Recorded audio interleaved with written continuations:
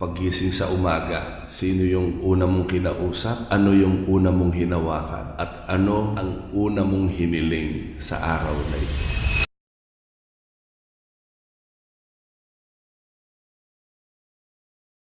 Salmo 37:4. Sa Panginoon mo hanapin ang kaligayahan at ibibigay niya sa iyo ang ninanais mo. Madalas sa buhay natin, nagkukumahog ka, nagpapakabisi ka sa napakaraming bagay na bandang huli makikita mo at mapapatunayan mo. Walang pwedeng magbigay ng kasapatan. Walang pwedeng magbigay ng kapunuan. Walang ibang pupuno sa iyo maliban ng ating Panginoong Hesukristo. Kaya nga yung palagi nating sinasabi na unahin mo si Lord. Paano ba natin maipapakita na inuuna natin si Lord? Unang-una paggising sa umaga, tatanungin kita, ano ang una mong hawak? Bible o cellphone? Ay Bishop, nasa cellphone ko yung Bible. Wow, nakalusot ka. Pangalawa, pagkagising mo sa umaga, sino yung una mong kausap?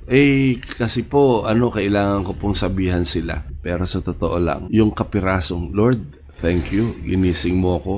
Salamat po sa magdamag na pagbabantay sa akin. Salamat po sa pagtatapat mo sa akin. Sa totoo lang, may nakita ako kahapon na nasa CCTV. Tulog na tulog yung mag-asawa habang ninanakawan. At ang sabi nung ninakawan, buti na lang hindi kami nagising kasi kung nagising kami, sigurado baka pinatay kami nung magnanakaw. Maraming mga bagay ang pwedeng mangyari sa atin habang natutulog tayo. Kaya dapat pagkagising mo, unang-una mong ginagawa, Panginoon, salamat. Salamat sa paggabay mo sa akin. Salamat sa pagbabantay mo sa akin. Sino yung una mong kinausap? Ano yung una mong hinawakan? At ano ang una mong hiniling sa araw na ito? Alam nyo ako, kada gigising ako, sinasabi ko, Lord, bayan mo po ako sa lahat ng gagawin ko ngayon.